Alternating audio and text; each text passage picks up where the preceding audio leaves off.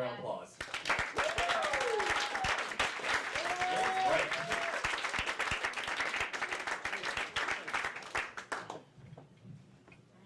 Thank you, thank you. Woo! How you doing?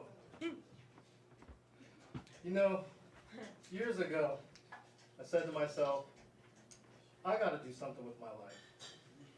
I'm going to school to be a barber. I mean, you gotta follow your dreams. I mean, being a barber wasn't actually my dream, but I said, well, if I'm going to be here in this state correctional institute, I might as well do something to help my time go by. You know, I was surprised about how many grown men in there couldn't read and write. So I thought about taking a job being a tutor, helping them get their GED. But I couldn't do it. I couldn't be in a room with a whole bunch of grown-ass men reading The Lion King.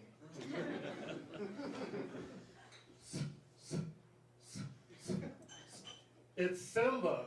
Oh my goodness. Plus, they wouldn't have liked any of my assignments anyways. Like, okay, class, I want everyone to come in tomorrow and bring a letter in from one of your loved ones, and we're going to read it in front of the class, okay? So you got a letter from your wife. Okay, go ahead. I want it's divorce. See, class? We learned a new word today. Divorce. Go ahead. Keep reading. You know, years ago, you could get a degree when you're in prison. But they stopped that because it sort of fucks up the job security. You know, they do specialize. They do tell you, though, you know, get an education and take a lot of classes. Because when you get out, it looks good on your application. Right next to the, have you ever been convicted of a felony?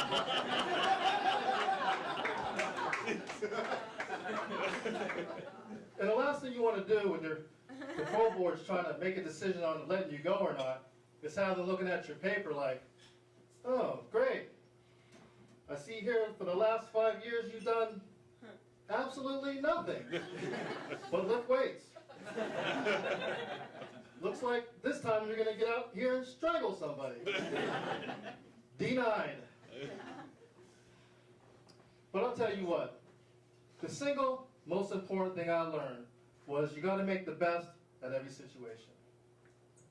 And with a little yeast and bread and a whole bunch of sugar, you can make some good ass wine.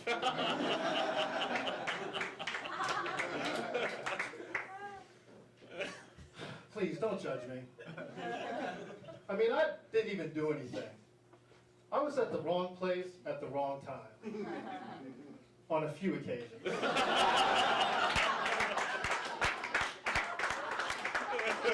You know, this kid's hair I cut in Pittsburgh, he liked the way I cut his hair.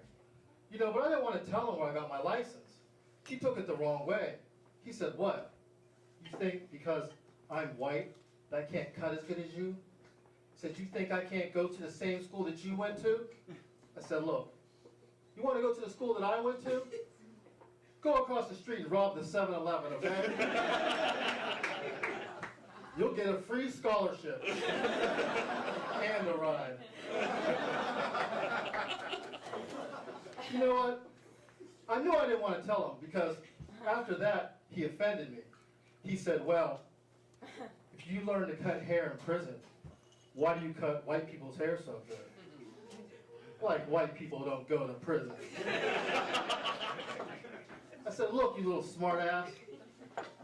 There are a lot of black people in prison, but, you know, we can't afford attorneys. But when I got my license, there was only one job available for me, and it was on a highly secured unit, a highly secured block separated from the rest of the population. It was the sex offenders block.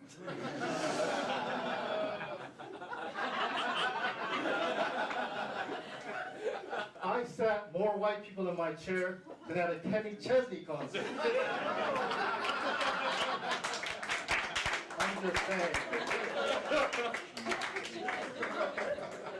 You know, I kind of missed my job in Pittsburgh at the barbershop.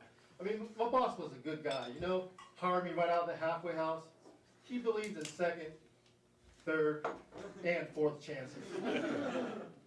I mean, plus, who was he to judge anybody anyways? He just did 7 years for shooting somebody. My name is Lawrence Wright. You guys have been great.